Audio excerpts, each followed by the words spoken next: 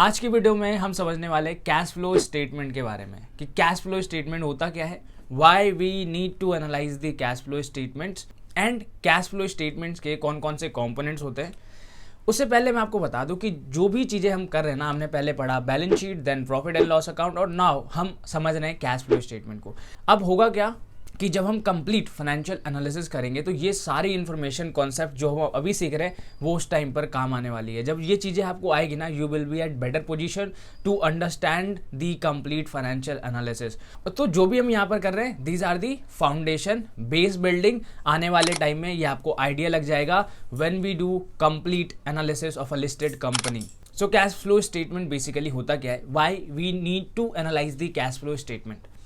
अब देखो, cash flow statement का सिंपल सा मतलब होता है कि कैश के फ्लो को वो बताता है कि एक कंपनी में कितना कैश फ्लो इन हो रहा है और फ्लो आउट हो रहा है। सिंपल सी बात है कि कंपनी में कितना कैश फ्लो हो रहा है, कितना आ रहा है और कितना कैश जा रहा है।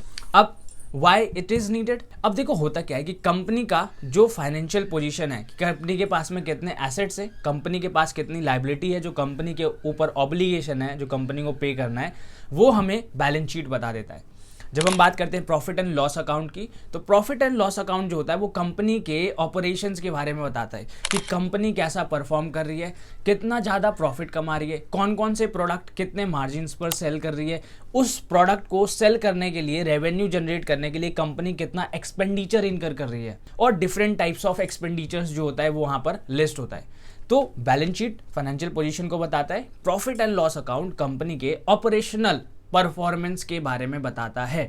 बट क्या ये जरूरी है कि कंपनी के पास जितने भी एसेट्स हैं या फिर लाइबिलिटी हैं, एक्चुअली में उसमें कैश फ्लो हुआ है? इसको मैं आपको सिंपल से एग्जांपल के साथ में समझाता हूं। तो बैलेंस शीट में जितने भी आइटम्स होते हैं ना, एसेट्स और लाइबिलिटीज, जरूरी नहीं है कि उस पर कैश इनफ्लो या फिर आउटफ्लो हुआ ही होगा तभी वो लाइबिलिटी या फिर एसेट क्रिएट हुआ होगा। आपको एक सिंपल से एग्जांपल के साथ में समझाता हूं। अगर एसेट के लाइबिलिटी साइड में क्रेडिटर आ रहा है, तो क्या क्रेडिटर को हमें पे करना है फ्यूचर में, बट क्या क्रेडिटर अभी हमें कैश दे रहा है? नहीं दे रहा है, वो हमें रॉ मटेरियल दे रहा है। तो यहां पर कोई कैश की एंट्री नहीं हुई है, तो ये एंट्री क्या रिकॉर्ड होगी कैश फ्लो स्टेटमेंट में?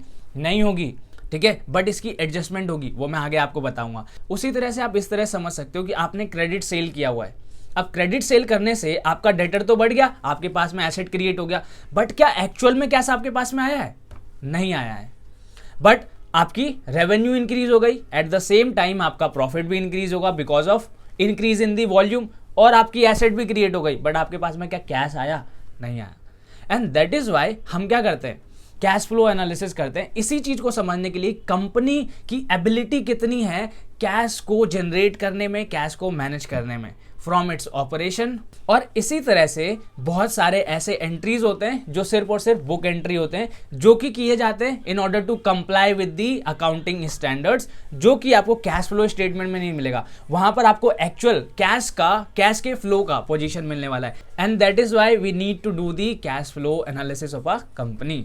अब आपको बेसिक कॉन्सेप्ट समझ में आ गया होगा कैश फ्लो स्टेटमेंट का, कि कैश फ्लो स्टेटमेंट होता क्या है और हम कैश फ्लो एनालिसिस करते क्यों है। अब मैं आपको कैश फ्लो स्टेटमेंट के कंपोनेंट के बारे में बताता हूँ। देखो, कैश फ्लो स्टेटमेंट में 3 कंपोनेंट्स होते हैं, cash flow from operation, cash flow from investing activity and cash flow from financing activity. अब तीनों एक्टिविटी में क्या होता है कि जितने भी कैश जो फ्लोज होते हैं ना, मतलब कैश इन हो रहा है या फिर कैश आउट हो रहा है, तो वो सारा इन 3 कैटेगरी में ही क्लासीफाई होता है। For example, cash flow from operation का मतलब है कि जो भी ऑपरेशंस के लिए कैश इन या फिर आउट हो रहा है। फॉर एग्जाम्पल, अगर आप सेल्स कर रहे हो तो आपके पास में कैश आ रहा है, वो यहां पर आ जाएगा। अगर आप एक्सपेंडिचर के लिए पे कर रहे हो रेवेन्यू जनरेट करने के लिए, तो वो सारे जो एक्सपेंडिचर होंगे वो सारा कैश फ्लो फ्रॉम ऑपरेशन में आ जाएगा। फॉर एग्जाम्पल, अगर आपने रॉ मटेरियल खरीदा है, आपने कोई मार्केटिंग एक्सपेंडिचर किया हुआ है, या फिर आपने सैलरी पे की हुई है, तो ये सारा कहाँ आएगा? कैश फ्लो फ्रॉम ऑपरेशन में आएगा।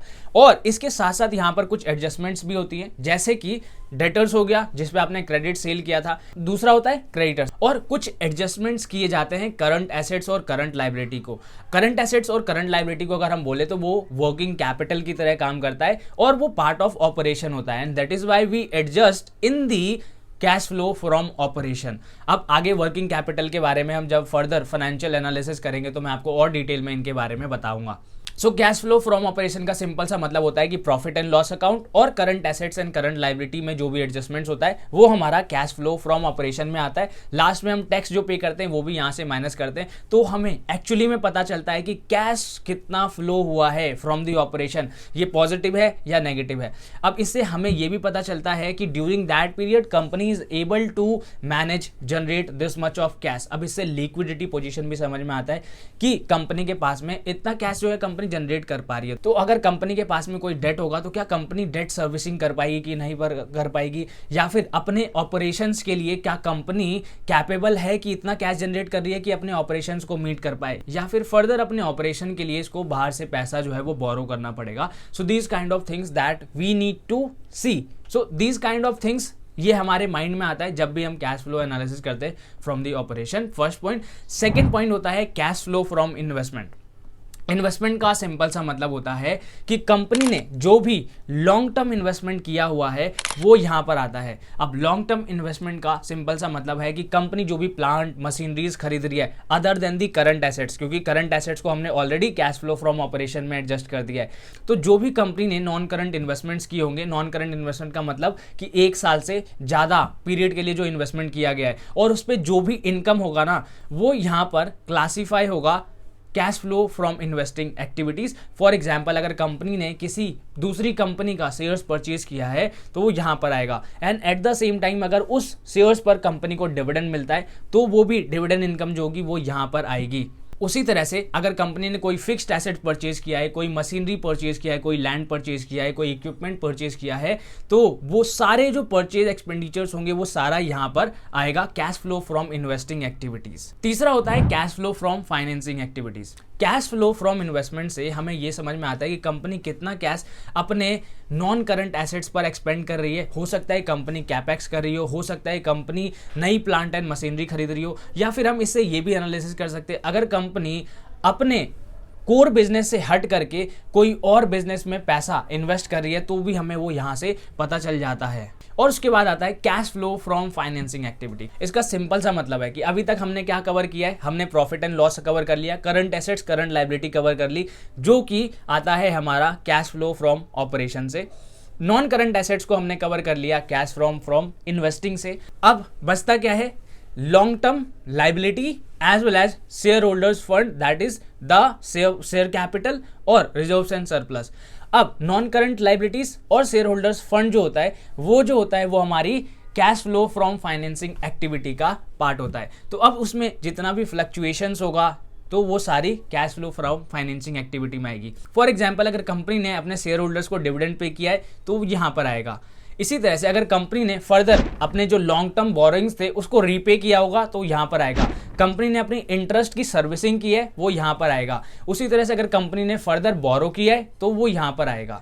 तो ये होता है हमारा cash flow from financing activities. तो इससे हमें कंपनी के लॉन्ग टर्म लेवरेज के बारे में भी पता चलता है, कंपनी कितना डिविडेंड पर पे कर रही है, तो ये सारी चीजें हमें यहां से पता चलती हैं। अब आपको एक क्लियर अंडरस्टैंडिंग मिल गई होगी कैश फ्लो के बारे में और इसके कंपोनेंट के बारे में, जिसको मैंने बहुत अच्छी तरह से आपको लिंक करके बताया है कि कौन कौन सा कंपोनेंट जो होता है balance sheet profit and loss account का कैश फ्लो स्टेटमेंट से लिंक्ड होता है।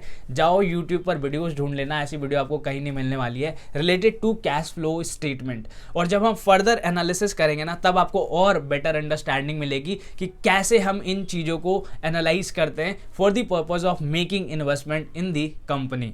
Thank you.